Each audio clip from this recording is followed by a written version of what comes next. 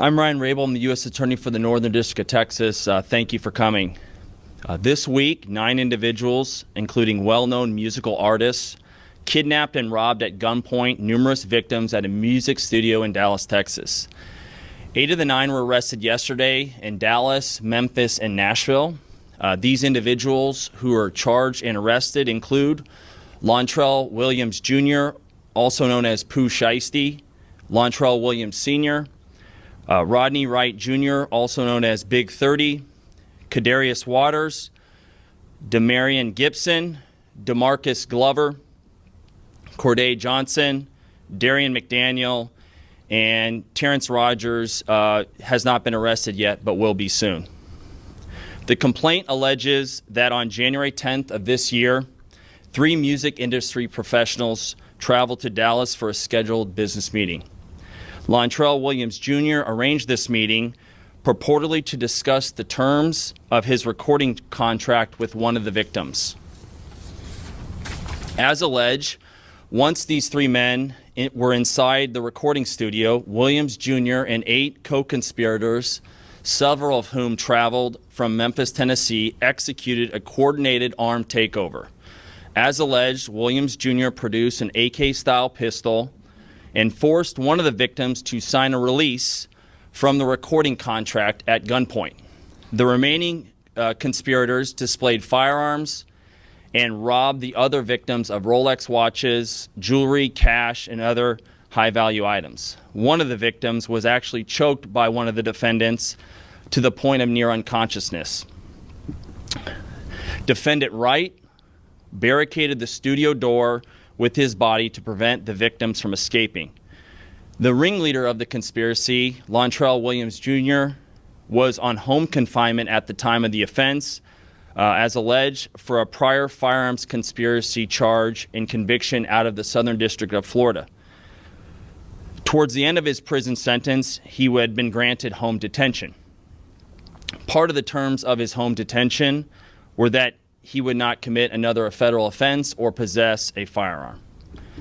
His father, Lontrell Williams Sr., is alleged to have helped plan and execute the federal kidnapping as charged in the complaint.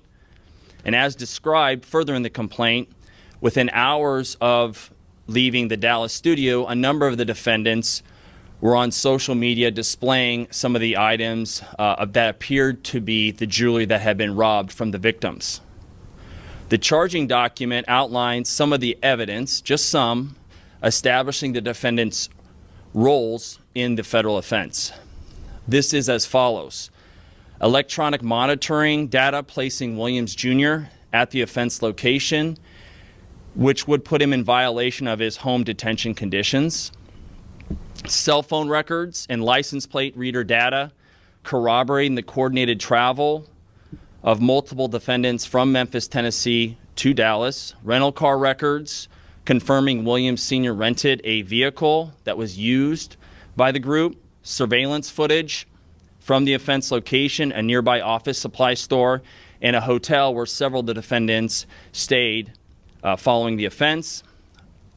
Fingerprint evidence as well that was recovered from the crime scene, matching at least 2 of the defendants.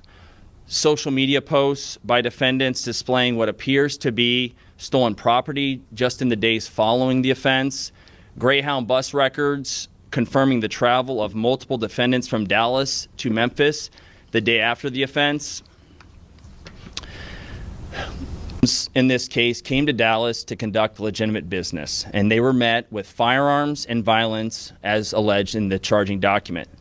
This case should serve as a warning to others who believe that using violence and intimidation tactics to rob others in our community is a viable way to conduct business. I'm here to say that it is not, and that if you choose to do this, we will, together with our law enforcement partners here and the other ones in the Northern District of Texas, will bring you swiftly to justice. I want to thank the FBI Dallas Violent Crimes Task Force, the FBI's Memphis Resident Agency and Nashville Field Office, the Memphis Safe Task Force, the Dallas Police Department, the United States Attorney for the Western District of Tennessee, Michael Dunovit, and AUSA Greg Wagner, the U.S. Attorney's Office for the Eastern District of Texas, my dear friend and colleague Jay Combs, and the U.S. Attorney's Office for the Middle District of Tennessee, including my colleague Braden Busek, for their outstanding contributions in this multi-jurisdictional investigation and prosecution. I'd also like to highlight the extraordinary work. None of this happens without the extraordinary work of our AUSAs in this office, and I'm here to say we have the best AUSAs in the entire country. That includes AUSAs Robert Withers, Claire Demers, and my violent crime chief Jeremy Fugate. This case really underscores the importance of standing up for crime victims, no matter who they are or where they come from, and the incredible collaborative, investigative partnerships that we have, not only in the Northern District of Texas, but across the country, and we are all working together to make our country safer.